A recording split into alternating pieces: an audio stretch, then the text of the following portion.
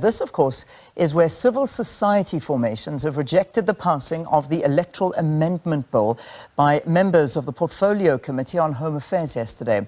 Now, Home Affairs Minister Aaron Motsoaledi said the bill is a bigger improvement from the 1998 Electoral Act, which the Constitutional Court found to be unconstitutional in 2020. That court then gave Parliament 24 months to amend the Electoral Act following a victory by the New Nation movement. The judgment paved the way for amendments to be made to the Electoral Act to allow independent candidates to participate in national and provincial elections. The bill has been widely criticised for disadvantaging independent candidates and creating a very difficult environment for them to participate in elections. New Nation Movement's co-founder and national convener, Mkangeli Matomela, joins us now to discuss the issue and this bill. Thank you so much for joining us on the programme. Thank you, Leanne. Good morning to all South Africans.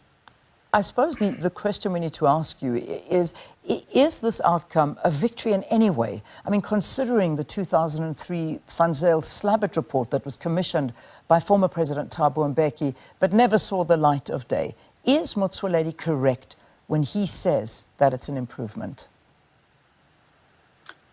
He is not correct. The minister is not correct. He's just playing party politics.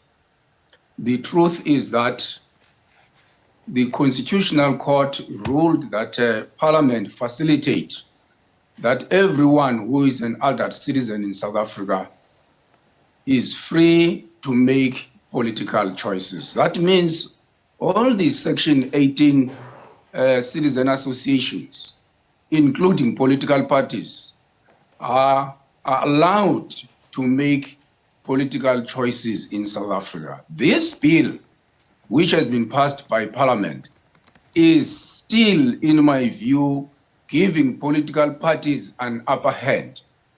Why political parties think they are the only entities who should govern South Africa, when the Constitution of South Africa says everyone who is an adult citizen. So this bill has failed to facilitate that. Political parties are just trying to maintain their control over the levers of power. We as citizens, we are not going to accept this, because for too long, 2015, we made a submission to Parliament. They promised that they will overhaul the Electoral Act. In a response they sent us in 2017. That is why we decided to approach the Constitutional Court. So they undermined Van Zyl-Slabbert report. They undermined former President Mutlante's report. They undermined Valemusa's report. They are undermining the Constitutional Court now. So they have a tendency and a culture they have developed, particularly the ruling party, that they are the sole first-class citizens of South Africa, reducing everybody to become a second-class citizens, which is unconstitutional. Section 3 of the Constitution says all citizens of South Africa are equal and they must be treated as such. But this bill is treating political parties as first-class citizens and then independents as second-class citizens. This is not acceptable. Yeah.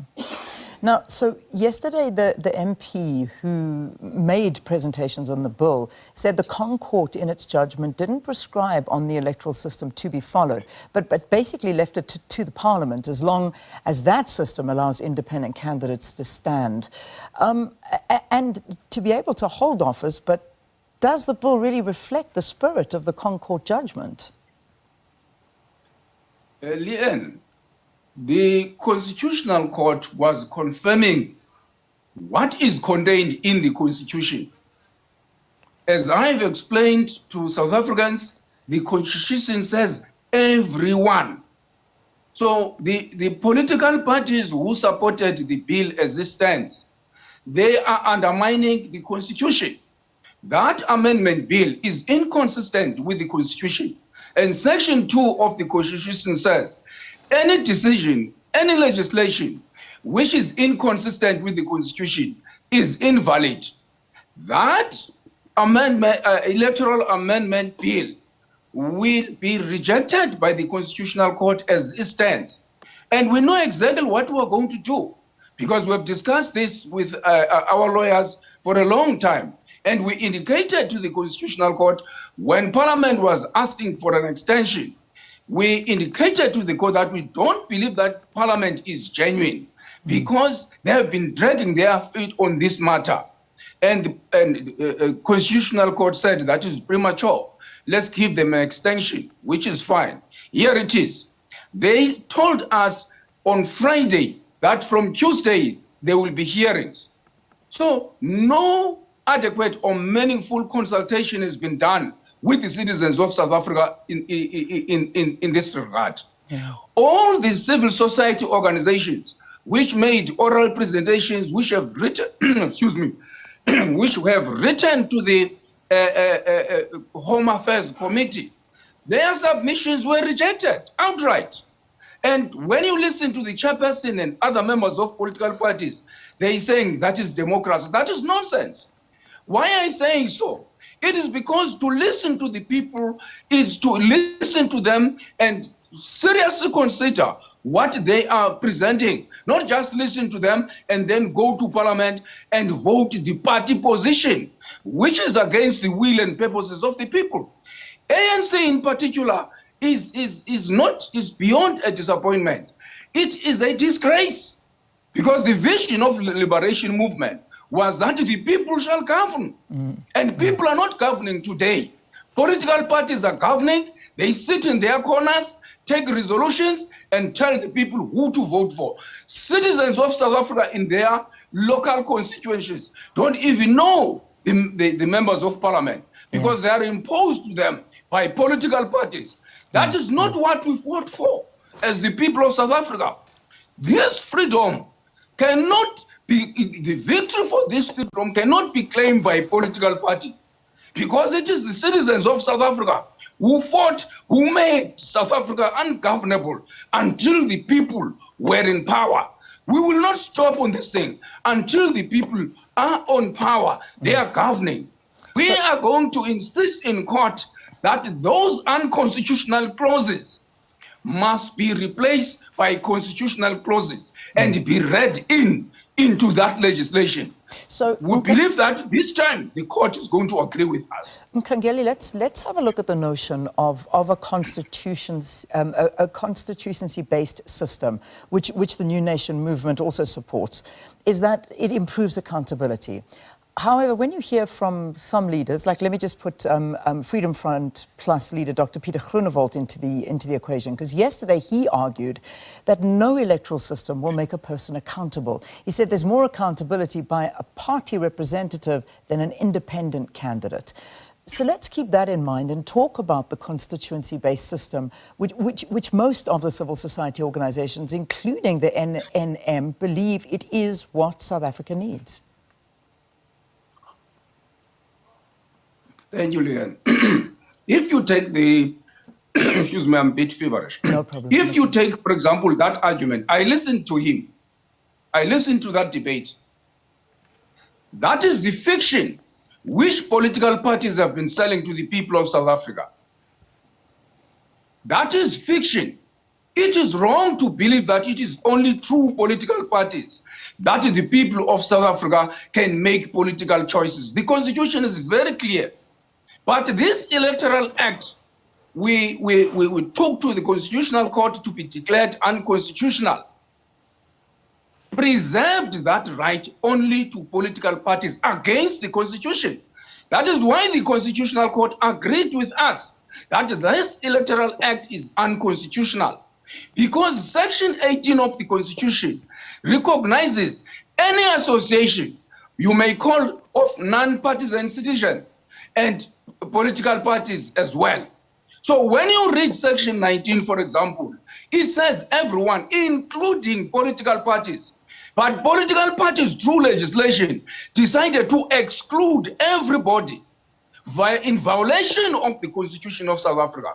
So that is the fiction which we are sold as people of South Africa by political parties. That statement is wrong. That statement is unconstitutional. And as citizens of South Africa, we reject it outright. The people he claims, the honorable member, whoever he claims to represent, there are structures within those communities which can represent themselves directly. They can come together as citizens association, nominate their own members, whether for constituency or proportional representation in parliament. Citizens of South Africa, they are citizens association, they are free to do so. We have been saying to the committee, Home Affairs Committee, in the interim, accept the current district and metros as constituencies, so that this constituency district will come together, citizens within those constituency districts will come together and say, Etegwini people, who would really represent us in parliament, a person who is incorruptible, a person who is ethical, who respects communities. That person, if it is identified within that constituency, to stand as an independent or to stand as a proportional representative, that person has got a right to stand. But this Electoral Amendment Act before us is not facilitating that for the citizens of South Africa. So, Mkangeli, I want to get to the crux of it all, because I think most of the arguments are centered around, and the criticism of the bill is coming to this point, and it's basically creating an unfair bias against independent candidates. And many points were raised, including, and the one that keeps on coming up, is that candidates will be expected to garner 20,000 signatures, while parties only need 1,000, for example, and to contest 200 of the 400 seats in the National Assembly.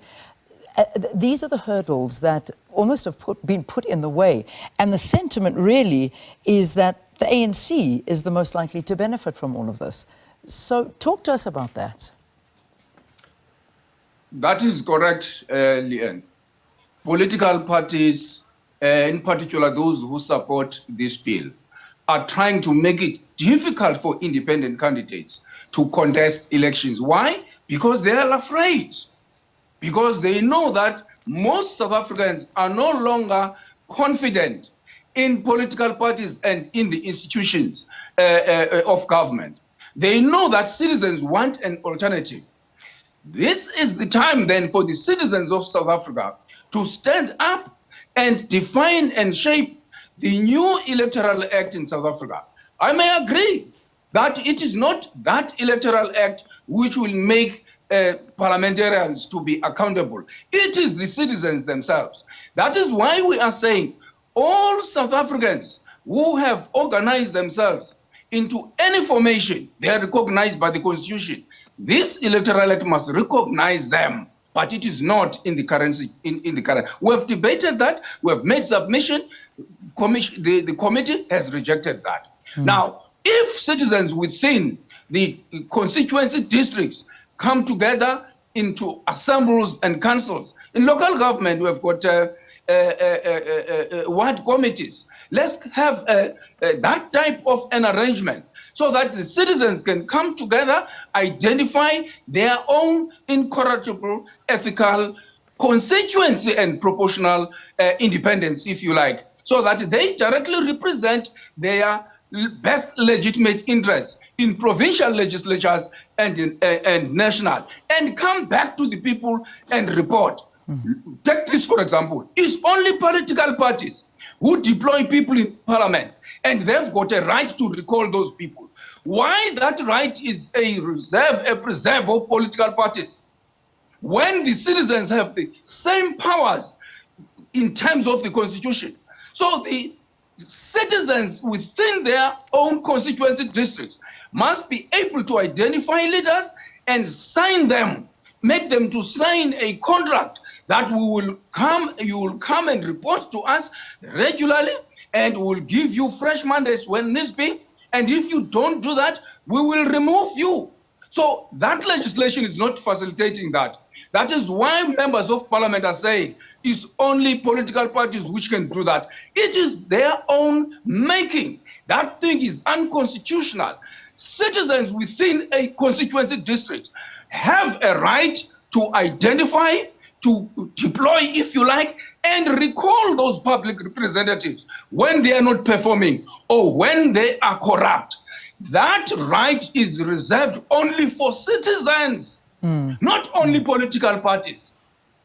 All right. New Nation Movement's co-founder and national convener, Mkangeli Matomela, talking to us about sentiments regarding the Electoral Amendment Bill, which was adopted by members of the Portfolio Committee on Home Affairs yesterday.